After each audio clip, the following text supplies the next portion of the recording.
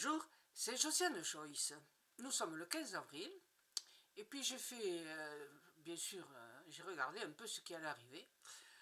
Alors, pour ne pas vous faire de la peine, je ne vais pas dire toutes les attaques de police, enfin, contre les policiers, les commerçants, les viols, les attaques à la personne et tout ça, vous le savez, on le voit tous les jours aux informations. Et bon, mais moi ça me fait pas rire, mais bon, ce serait fastidieux de tout raconter parce qu'il y en a tant et tant et tant. Nous avons changé d'époque, vous le savez. Et donc voilà, c'est... Alors j'ai vu quelque chose, à force de voir tout ça, quand même, de temps en temps, vous savez, les fameuses voyages de compensation, je serais bien contente si j'en avais de temps en temps une. Enfin, j'en ai pas eu ces derniers temps. Alors, bon. Et par contre, j'ai vu, alors ça c'est, je pourrais le dater peut-être, pour une fois que j'arrive à dater, au mois de mai, j'ai vu une salle immense, très grande, une salle de conférence. Alors les tables étaient réunies en carré, voilà, vous savez comment c'est, hein, vous imaginez. Et il y avait la place pour, je ne sais pas combien de personnes. Hein. Et c'était ouvert, la porte était ouverte, les gens sont rentrés. C'était des gens en costume cravate, avec des dossiers sous le bras, des papiers, tout ça. Et ils se sont assis, il y avait des chaises, bon, ils se sont assis derrière les chaises. Et j'ai eu la sensation très nette que c'était pour une conférence de paix. Mais où? Et je ne sais pas. J'ai pas eu le temps de finir de voir l'image parce qu'il y a eu du bruit autour de chez moi, quoi. Bon, j'habite pas dans la Sky, donc dans la journée, les voisins ils font du bruit, c'est normal, hein, voilà. Par contre, j'ai vu quelque chose, alors là, je vais faire la peine à beaucoup de gens.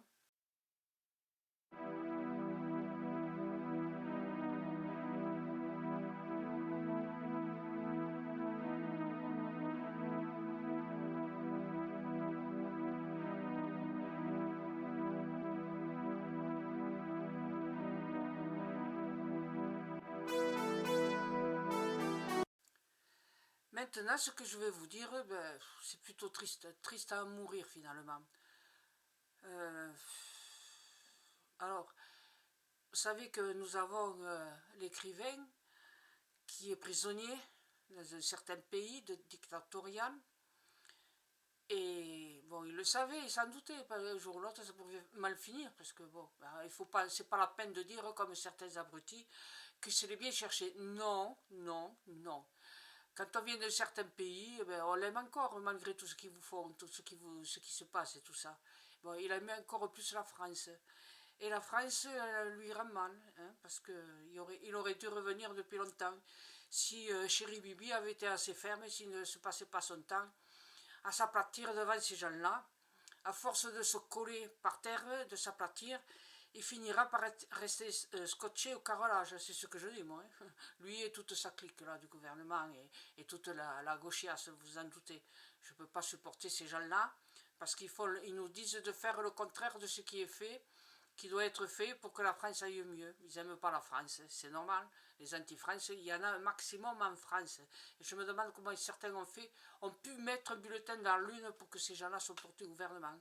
C'est le bordel depuis qu'ils y sont. Mais, bref, je n'ai pas fait cette vidéo pour vous raconter ma colère contre certains politiques. Cet homme qui est rentré chez lui pour passer quelque temps, c'est normal, hein, voilà. Même si la nationalité française, et même s'il aime la France plus que beaucoup de Français, et qu'il parle et qu'il écrit mieux que beaucoup de Français, oui, c'est comme ça. Il y a encore beaucoup de certains compatriotes qui sont venus chez nous et ils respectent la langue française, ils nous respectent, ils respectent notre pays. Donc, je l'ai vu, contrairement à ce qu'on pourrait croire, les bisounours, les bénis oui-oui, eh bien, je l'ai vu, il avait les mains attachées dans le dos. Il était avec le pantalon qu'on avait descendu. Il était à genoux sur le carrelage. Ça fait mal, hein, sur le carrelage, à genoux. Et il y est resté des heures, des heures, des heures.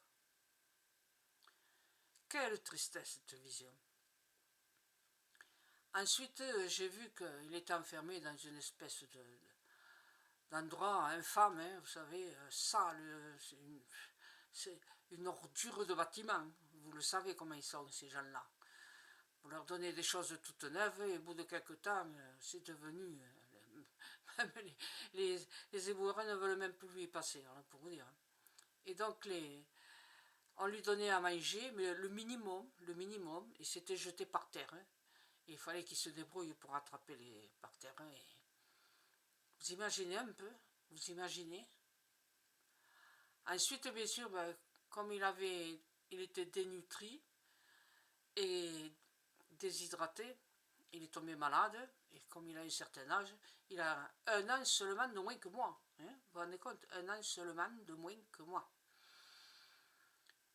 Et il s'est retrouvé dans une salle d'hôpital. Alors si ça s'appelle un hôpital, je vous assure que nos prisons françaises, malgré leur surpopulation, elles sont des hôtels 5 étoiles à côté.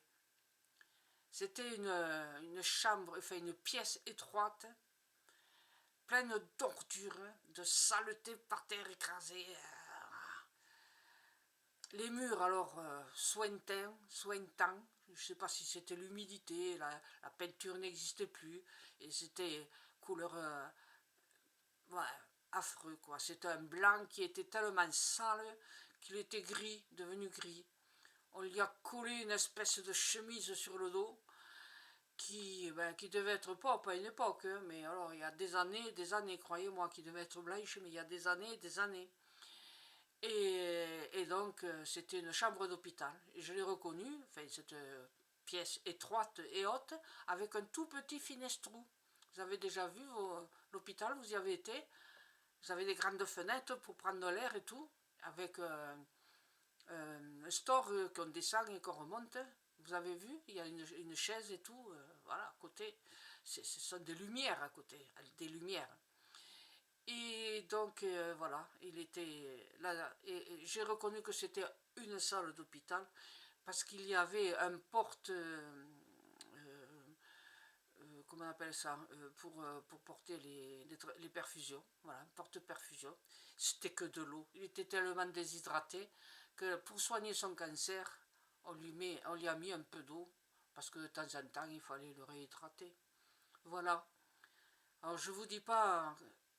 Moi, j'ai ressenti ce qu'il ressentait, vous savez. Et c'est inimaginable, c'est atroce, c'est indescriptible. Je ne peux pas le dire. Je ne peux pas le dire. Voilà ce qu'on fait subir à cet homme âgé, malade et abandonné de la France. Chérie Bibi et toute ta clique, tu ne mérites pas d'être un être humain. Tu n'as rien à faire sur le trône de France. Va-t'en. Fous le camp. Au revoir. Merci.